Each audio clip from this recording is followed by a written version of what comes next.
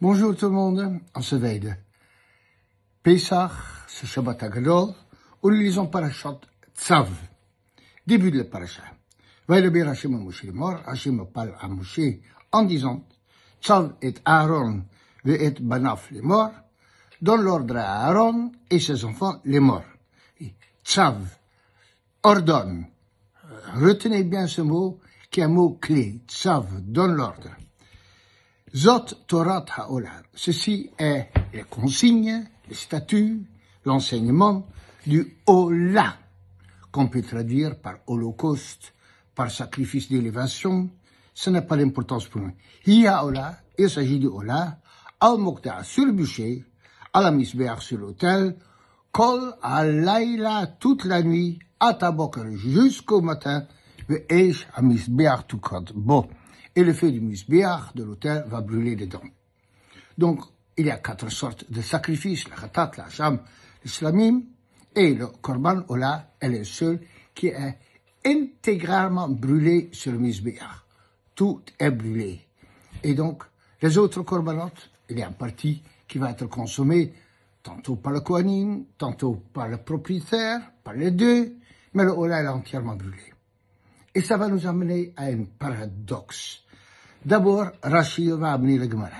Ce terme tzav, qui a le même mot mitzvah, le même radical, et tzav, elle a la chon zerizut.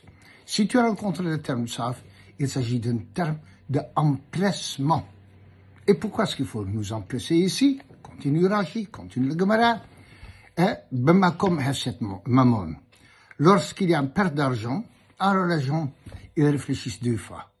Et puisque le korban ola il est entièrement brûlé, alors c'est considéré comme une perte d'argent, alors il faut réfléchir 2 fois, et c'est pour cela qu'on a besoin d'un emplacement.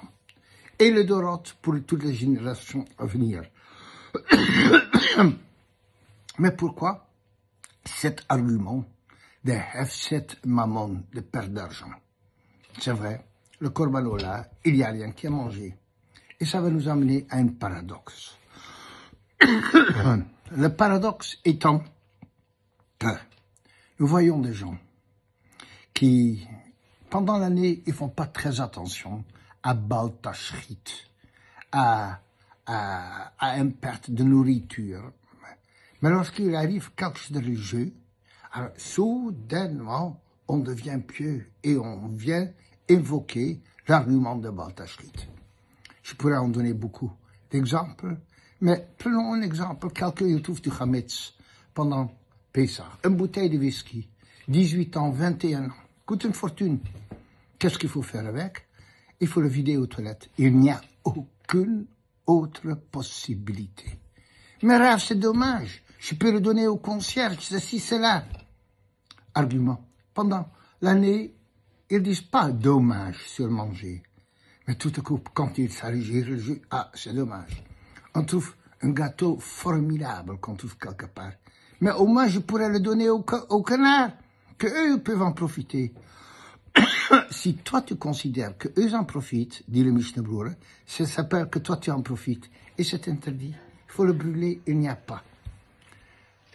Tant qu'il s'agit de quelque chose qui n'est pas religieux, on ne fait pas attention à Baal Tashrit. On en parle. Je vois beaucoup de gens qui en parlent. Mais concrètement, c'est très limité.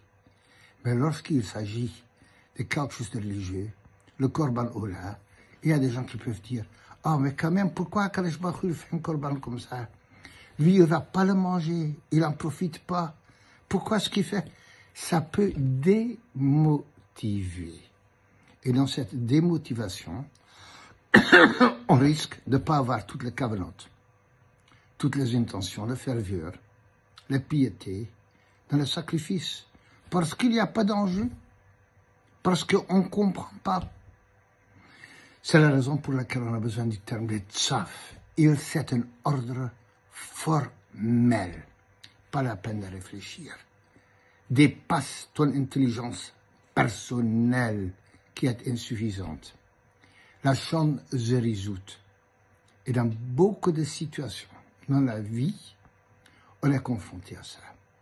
Des gens qui ne sont pas pieux, mais lorsqu'il s'agit, pas pieux, oui, lorsqu'il s'agit d'un problème religieux, Alors, il y a un terme. Shabbat Shalom, Pesach Kasher et Chag Sameach.